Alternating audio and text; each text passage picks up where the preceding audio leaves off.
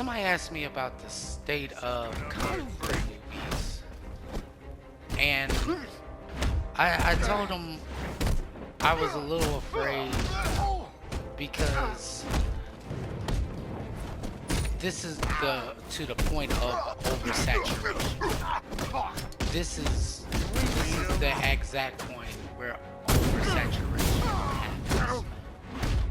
Like we're almost there. And it's scary because I love these movies and they don't know what to do. They don't know what these movies need. Batman needs to be a detective. He needs to show how smart he is. Every action movie you've ever seen, they will show how strong they are. They will show how cool they are. All they need to do is give Batman more dialogue than, you know, I googled it. I'm a detective. This is what they've been doing with our Batman. Like, oh man, I'm the greatest detective in the world. All I need to do is Google this, and I got it.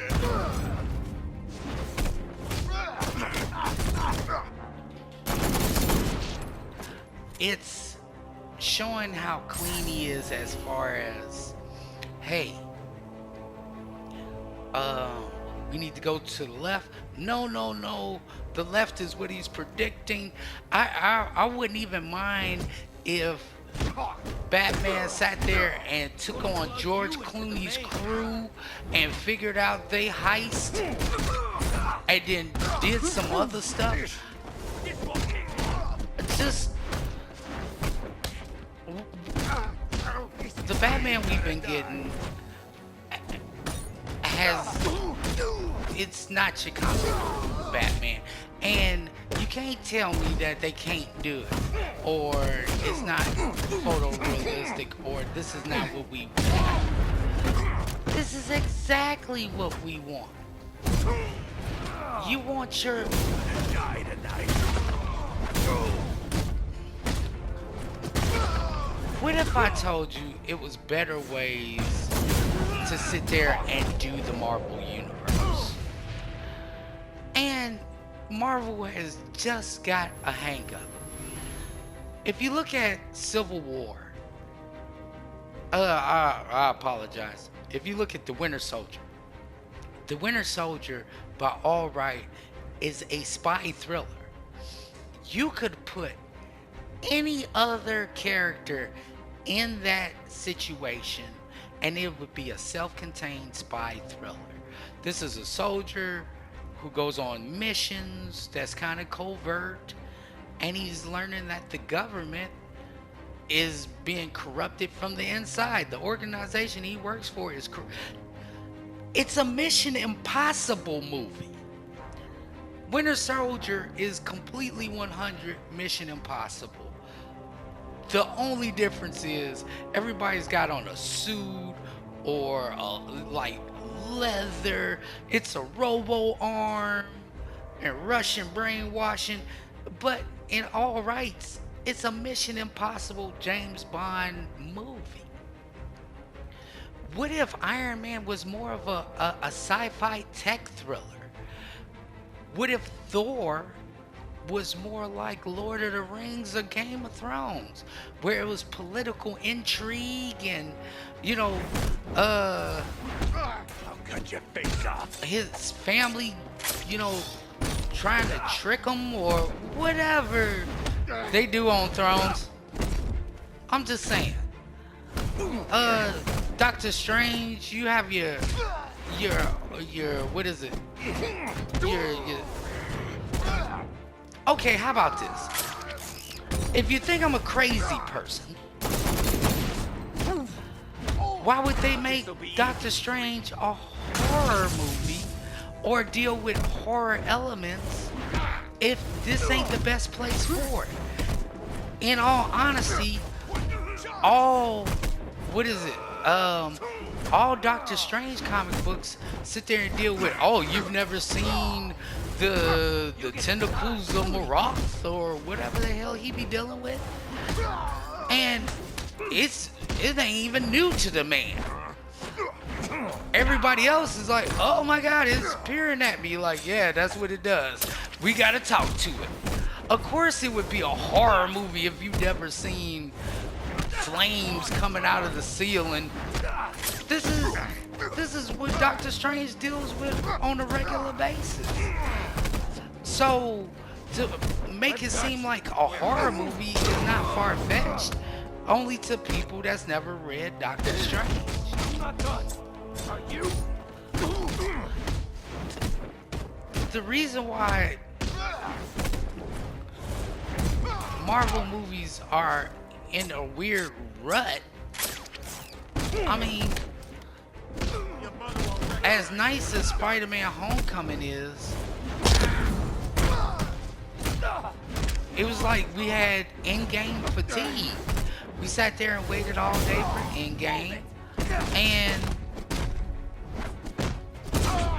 now they come out with 50 new Marvel movies, TV shows. You know, don't get me wrong, I wouldn't mind, you know, a free subscription to Disney Plus, but do I gotta get Disney Plus to watch In the Mouth of Madness? And what for? What have we done wrong? We don't need this.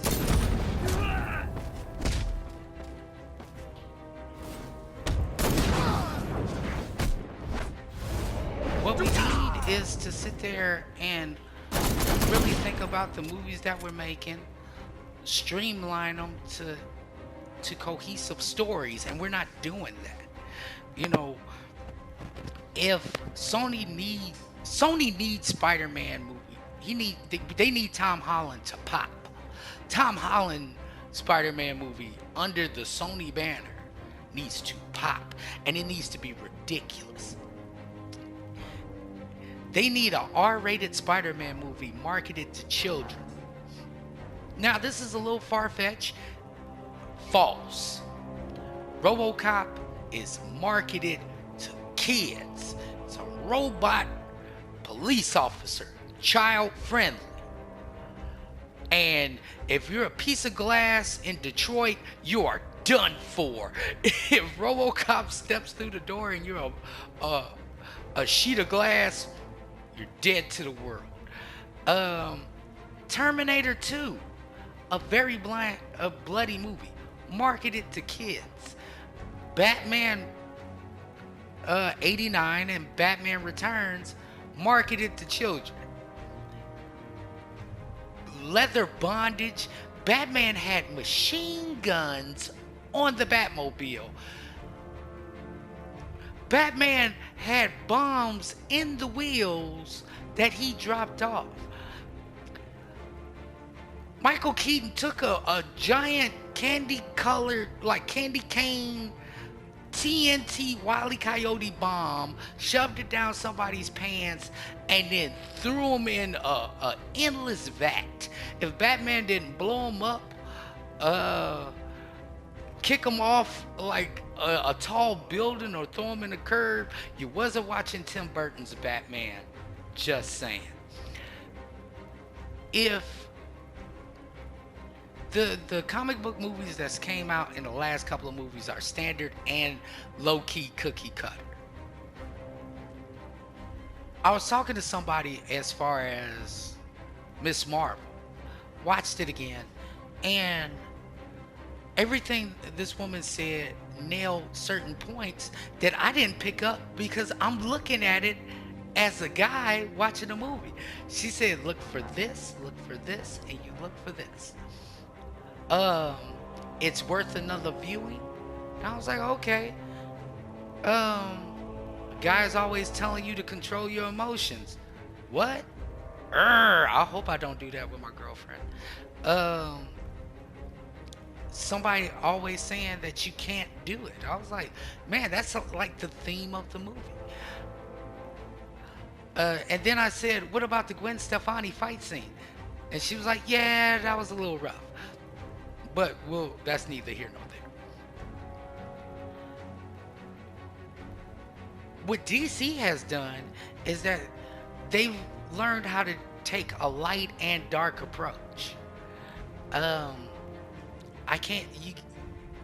I'm loving it. Shazam, by all rights, is the most comic book of all comic book movies that you could watch. Aquaman is so comic booky, and you kids are lucky nowadays. Howard the Duck, pure pain. This is pure pain. My parents suffered. He-Man suffered. My parents suffered, and I begged them. You kids get a more grounded, reality-based heroes, but you know what? After Ragnarok, after Shazam, I need these studios to step it up. I'm gonna need, if they really want to pull from the comic books, I need them to pull from the dark parts, the shady parts, the no good parts. You know, the comic book. Look, real quick tirade. The fact that people think comic books are for kids means they never read a comic book. And I'm gonna leave it at that.